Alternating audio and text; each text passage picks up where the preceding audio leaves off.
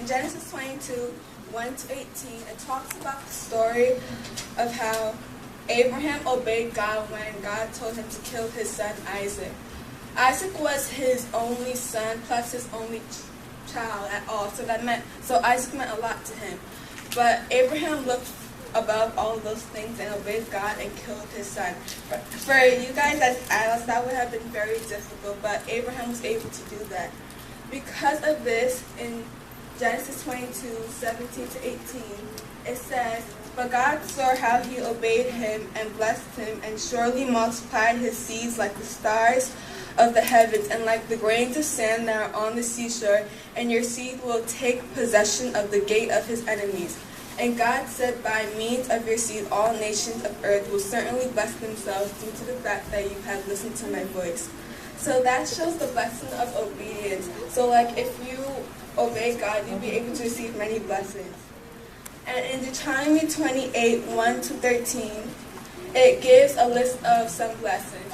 So on Deuteronomy 28, verse 6, it says, "Blessed will be you when you walk in, and blessed will you be when you go out." And another one says, "And Jehovah will indeed put you at the head and not the tail, and you must come to be only on top, and you will not come to be on the bottom, because you keep obeying the commandments of Jehovah and your God, which I am commanding you today, to observe and to do." So if you obey God, you'll be able to receive all the blessings that he has out for you. Yes, you're supposed to obey God, but you're also supposed to obey earthly authority, as in police officers, your professors, your teachers, your bosses, and your jobs. And you're supposed to obey the laws, as in obeying your taxes and the laws that we have for America today. So in Ephesians 6, 1, 2, 3, it talks about how children should obey their parents so that their days will be long. So this shows a reason why children should obey their parents. And in Hebrews 13 to 17, it talks about, I would say this is saying to be obedient to authority, the people in charge, because they are trying to keep you safe, not to annoy you. So you should be obedient with happiness and joy, not with anger onto them. So for example, if your parent or grandparents told you to do something, you should do it. Even if you're an adult and you're all grown up, you should still obey. Sometimes, me myself, I get angry when people tell me what to do, but I shouldn't, because I know that they're just trying to help me. But if you obey with anger and sign, you will be damaging yourself. So you're not damaging the person who you're being disobedient to, you're damaging yourself.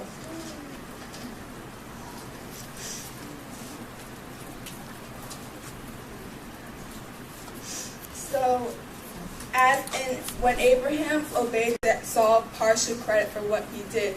He wants you to obey him totally and all, so that you guys will get the blessings. So, disobedience leads to punishment, death, and loss of position, as in what happened to Saul. So in Ephesians 5:6, this is saying that you shouldn't let anyone lead you into disobedience, because the wrath of God is coming upon the sons of disobedience. So you may have that friend who's telling you, oh, you don't have to listen to your professor when he told you to study for your exam, or the person who will tell you, oh, it's just one small lie, God won't notice that, it's not big enough, but he will. So you should take away those people who are trying to lead you into disobedience.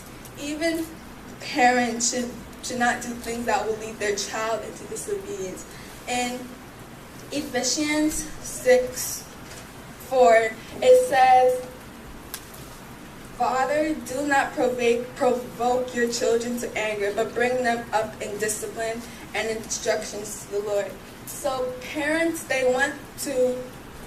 some parents, they want to be overprotective for their children, and because they're overprotective, that will lead their child into disobeying them.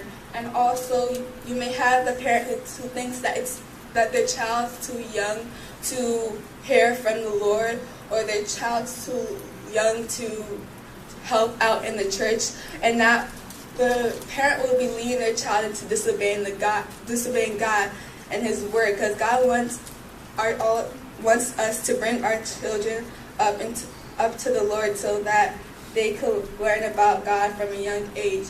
So you should not prevent your child from learning about the Lord. You should instead help your child learn about the Lord.